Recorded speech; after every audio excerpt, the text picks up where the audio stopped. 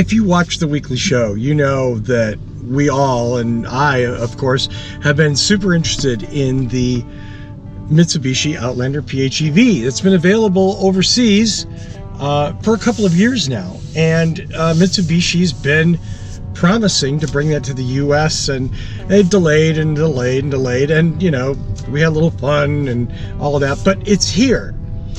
So when I put in a request to drive the Outlander PHEV, I didn't expect to get the 2018 Outlander Sport, which is, as you might imagine, not a PHEV, and a very, very different vehicle. In fact, it's a vehicle that is not really, it's almost the antithesis of what drives this car. And I don't mean that in a bad way. What I mean is that having now driven it for almost a week and spent time with it,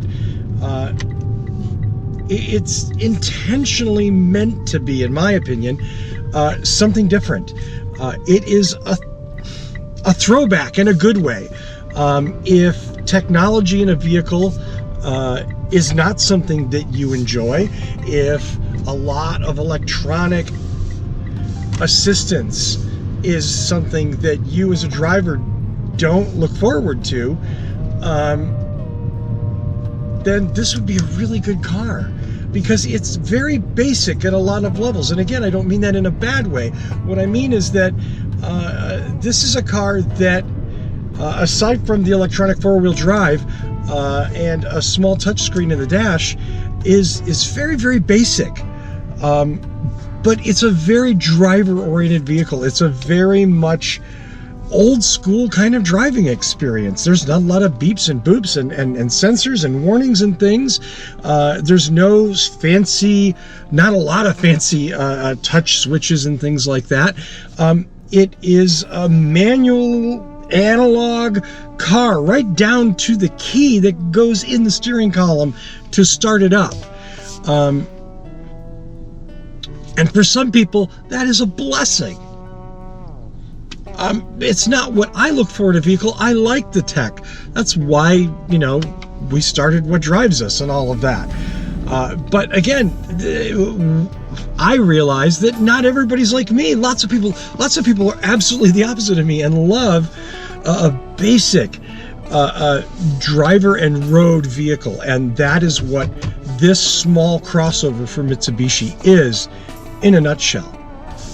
So the 2018 Outlander Sport is it's a peppy little crossover, and I don't mean little, I mean it's not, but you know, it's a small crossover. Think of the Mazda CX-5 maybe. Think of the Toyota RAV4. It's in that size class. In fact, there is a version of the 2018 Outlander that has a third row, that is a 7-passenger vehicle. That's not the sport version that I happen to be driving, but I did visit a Mitsubishi dealer and check it out, because I knew of it, but I actually was like, wow, how did they fit it? Yeah, there's a third row in the back. So it's a very flexible platform that Mitsubishi has deployed with different configurations. The sport version, the third row, the 7-passenger version, and of course the PHEV version. So what I want to say is that look for our review in May of the Outlander PHEV. We are very excited about it, and it's going to be a lot of fun to drive. But in the meantime, you know, if you're that kind of person who eschews technology, who wants hard buttons, who wants switches and whatnot, who wants a very direct connection to the mechanical parts of your vehicle, consider the 2018 Outlander Sport. So, strong points of the 2018 Mitsubishi Outlander Sport. Size, it's compact, it's nimble, it's not a big lumbering vehicle. It gives you the high-up viewpoint of an SUV without having the large, oh my god, I feel like I'm going to roll over feeling. Again, very mechanical car. It's a very much a, you want to feel the road, you want to turn and kind of feel the wheels on the road, that kind of thing. It is not, it has that sort of old school driver sensibility in that sense. Electronic four-wheel drive, otherwise very, very basic in its approach to design and engineering. There is a small touchscreen in the center dash. It has Apple CarPlay and Android Auto. So nicely integrated there. Basic sound system, nice little storage in back. The back seats are comfortable. Basic kind of fabric seats here. Again, this is, I want to say, a car in the mid-20s, like 24, 25,000. It's not super expensive, and it represents a good value.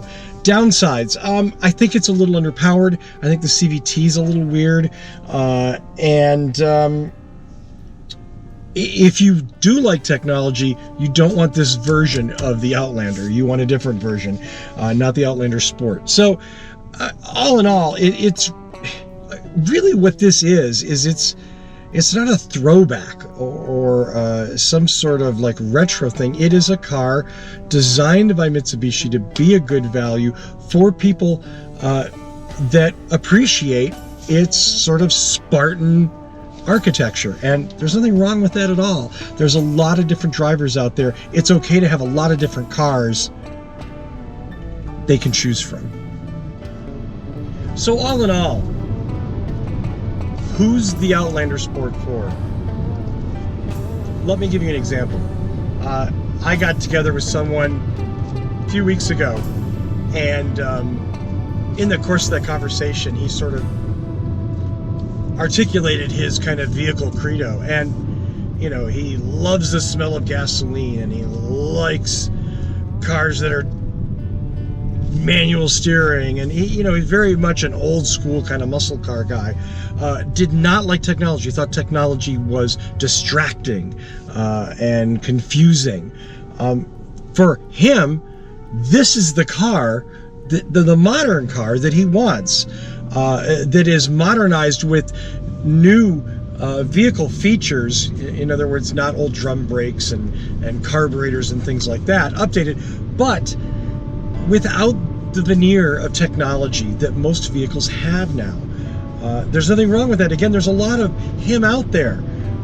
So for you petrol heads who want a small, economical crossover SUV with four-wheel drive, for a good price, the Outlander Sport is a heck of a deal.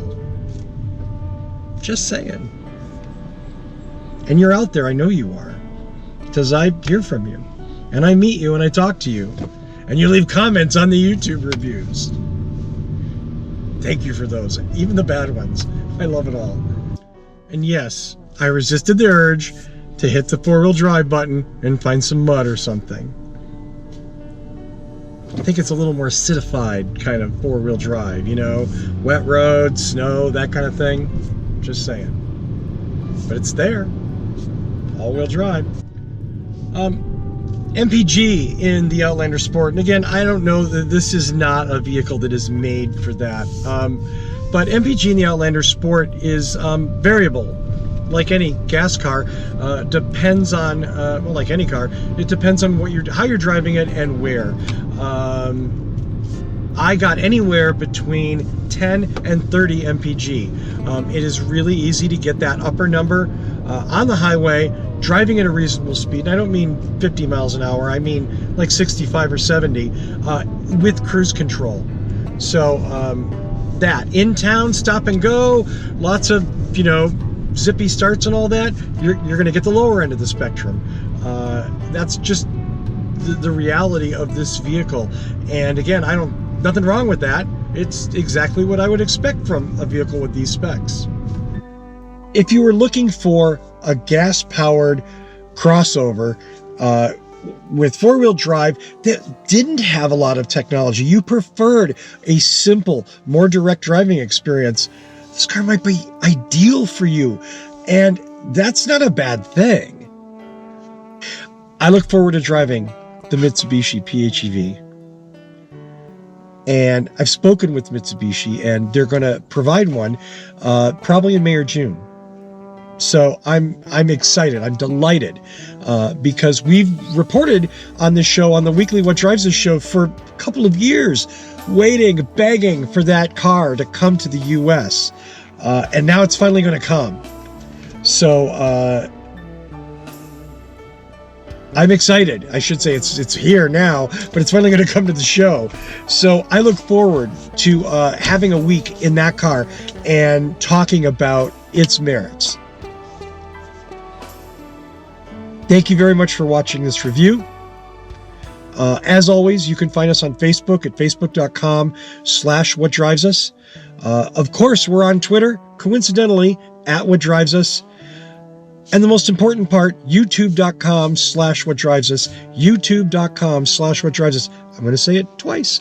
Why? Because that's where all of our weekly shows are. That's where all of our videos are. All of our reviews like this are special shows following the Tesla Model 3 debut, the Semi reveal, all of those, the Jaguar I-Pace. So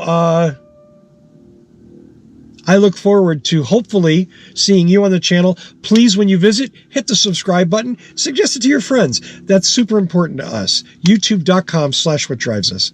Thank you very much for watching. Drive safe.